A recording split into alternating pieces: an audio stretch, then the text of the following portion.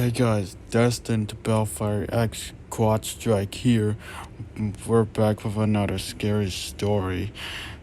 So we have Ocean House. Basically, it's about a short ghost story about a boy and a girl who meet one night and sees a strange figure on a cliff. Okay, so before I start reading the story, it, I just want to tell you guys something. So ever since I started my channel, I've always I don't know what other plans I want to make. Like I only like I only have the ideas of making of reading scary stories or or riddles for you and or and I always make shorts on YouTube, and I couldn't think of any video ideas other than reading scary stories and riddles for you guys. So I want you guys to leave me in the comments of what ideas I should make instead of doing this that I always do since my channel had joined YouTube a year ago. Yeah, when I joined about a year ago. But anyways, so here it is. This is Ocean House. Enjoy. When Kevin arrived at the cliff, that's me. It was almost midnight. He stood there waiting for Amanda, feeling the cool night air and looking out across the bay at the peaceful scene. It was a perfect night. The moon was full and the breaking of the waves between the rocks below was soothing. This was the third summer that his family and Amanda's family had gone on holiday together. It was the first chance he had this summer to be alone with Amanda. As he turned to walk back towards the gate, he realized that he was not alone. At first, he thought it was Amanda, but when he got closer, he saw that it was someone else. A female figure wearing a white shirt with red arms was coming slowly towards him in the moonlight. Who on earth could she be, and what was she doing out here at this time? He asked himself. As the young girl walked past him, he got a closer look. She was beautiful, but her face was dirty, and her hair was matted and wet. She carried a handbag which was slung over one shoulder, and her eyes were fixed on the ground. She walked gracefully, but her face betrayed a sorrowful expression. When he got the gate, when he reached the gate, something about the girl made him look back. She was walking towards the cliff. What could she be doing? He watched her standing there, lonely and silent, just staring out to sea. He felt there was something unusual about her, something he couldn't quite put his finger on. Perhaps it was the disheveled state of her hair. Perhaps it was the fact that her clothes seemed dirty and torn. Her face was deathly pale, but also exquisitely beautiful. Finally, it came to him. There had been blood on the front of her shirt. As he watched, the girl suddenly threw her head back and her arms flailed wildly in the air. Then she started screaming. "Did you miss me?" said a voice. He turned around to find his girlfriend Amanda standing right behind him. "I managed to sneak out, eventually." She smiled. "What's wrong?" "I was looking at that girl." He turned back to point, but the girl was gone. "What girl?" said Amanda. "She was there at the cliff edge," he said. waving her arms about and shouting. Didn't you hear her? They ran to the edge of the cliff and looked over, but there was no sign of anyone on the rocks below, and the little path that led down to the shore was completely empty. And when they walked down to the beach, they saw no trace of any living person. She must have gone on in a boat, said Amanda. No, said Kevin. She wouldn't have had time. She wouldn't have had time. I was looking right at her, and then you came. When I looked back, she wasn't. She just wasn't there anymore. Well, she must have gone somewhere, said Amanda. She didn't disappear into thin air. Kevin didn't reply.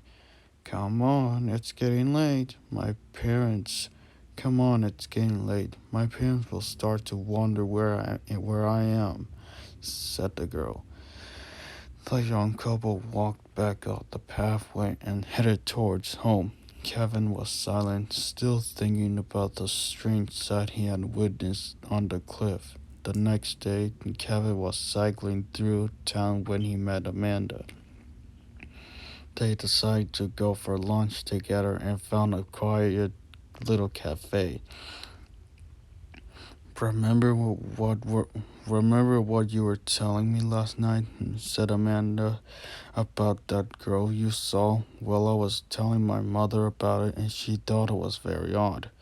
So did I, replied Kevin, but she told me that a young girl disappeared around here years ago, said Amanda. It was a girl who worked for my grandmother at Ocean House.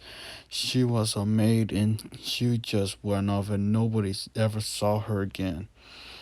Kevin was very interested in the story, and Amanda went on to recount what her mother had told her the night before. It seemed that the maid was an orphan, and Amanda's grandmother had taken pity on the poor young girl and offered her the job. The maid's name was Barbara, and she was a very beautiful and and refined young girl.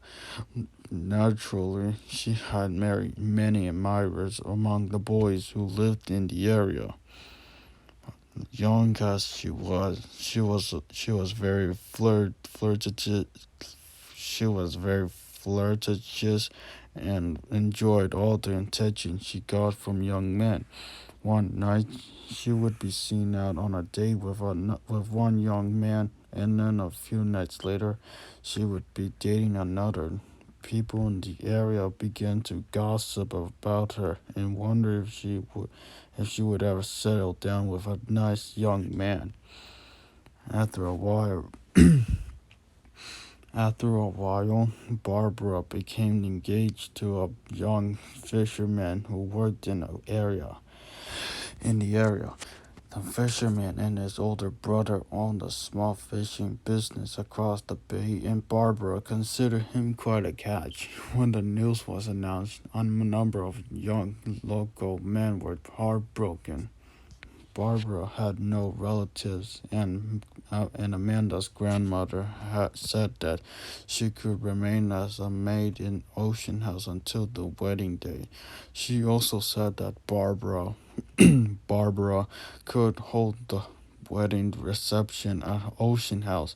She had grown attached to the young girl during her time in the house and wanted to do something nice for her. Amanda said her grandmother immediately set out making preparations for the wedding, but on the morning of the wedding day, Barbara was nowhere to be found. She went to bed the previous night as usual, but her bed had not been slept in and her clothes were still hanging in her wardrobe. She apparently hadn't taken anything with her. Nobody had noticed anything unusual in her behavior, and even the happy bridegroom couldn't suggest any reason why she might have run away. The local sheriff had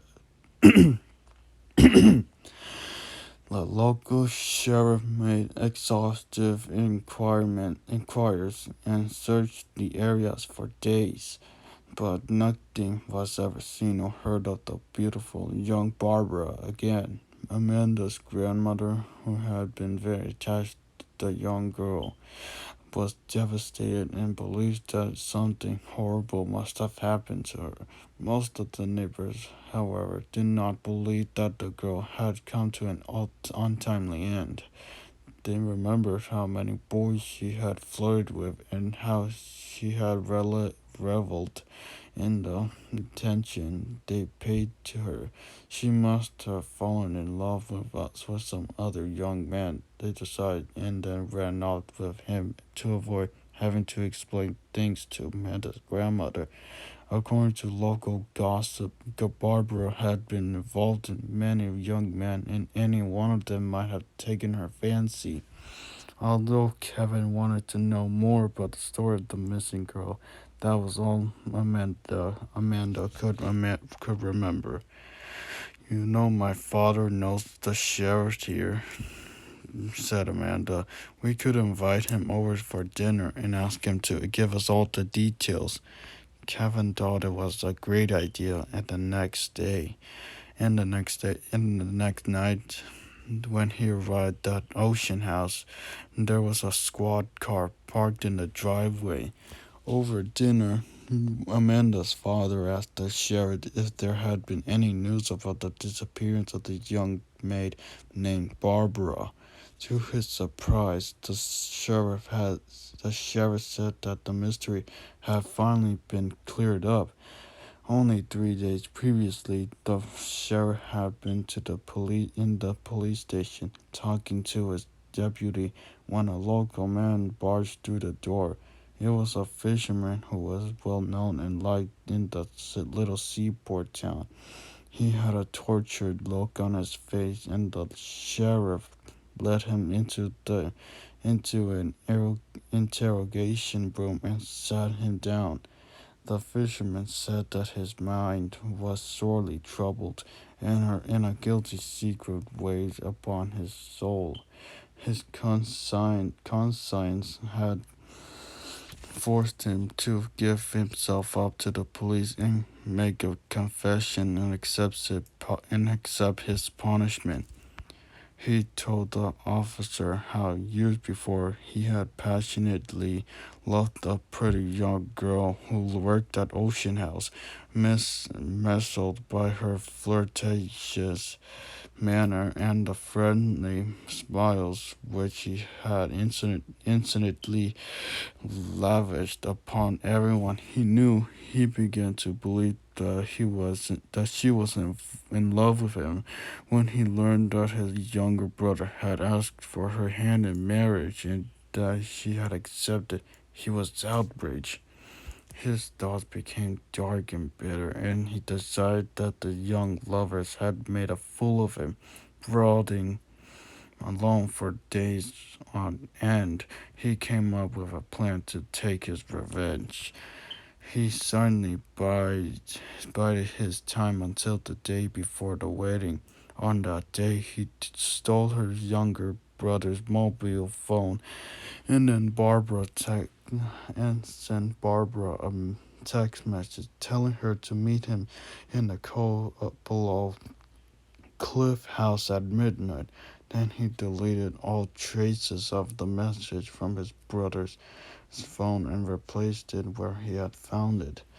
That night, while his younger brother slept, he crept out of the house and took his boat out on the water, rowing quietly across the bay. He finally came to a small cove where he put his boat ashore. Poor Barbara was waiting on the top of the cliff and waved to him in the darkness, believing it was her true love. He trudged up the pathway that led up the cliff. When he reached the top, Barbara was shocked and terrified to find herself confronted by the wrong brother. Seething with rage, the evil man put his hands around her throat and began choking her. The frightened girl screamed and began to struggle, but to no avail. Crazed and furious, he declared that if he could not have her as his wife, then neither could his brother. Suddenly he seized the girl in his powerful arms and tossed her off the side of the cliff. He, she fell to her death on the dark rocks below. As she stood in the as she stood in the moonlight on the edge of the cliff, gazing at her broken body lying across the rocks, the vicious murderer's mind turned to thoughts how to cover up his horrible deed. Without any remorse, he walked down to the beach, picked up her lifeless body, and placed it in his boat. Then he erected several heavy stones and tied them firmly around the poor girl's corpse. Finally, he rowed out to sea over a mile or more, and then quietly dropped the dead girl overboard.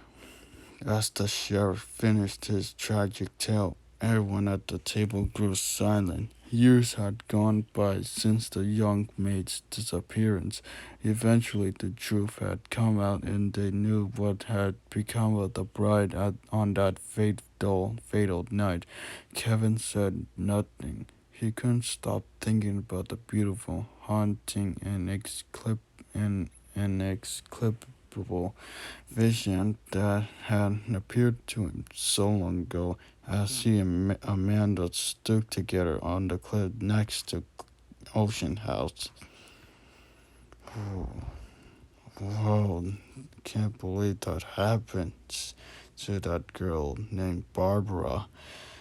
All because of that fisherman became jealous because of her younger brother marrying Barbara and seeking to have revenge by killing her and then threw her off the cliff. That's just wow. Can't believe it. That was scary and crazy. What? I don't know what else to say, but alright, guys. So that was Ocean House. If you guys enjoyed this video, please like, comment, subscribe, and I'll see you in the next scary story or slash riddle for you. And until next time, curtains closed up on the theater of the abyss.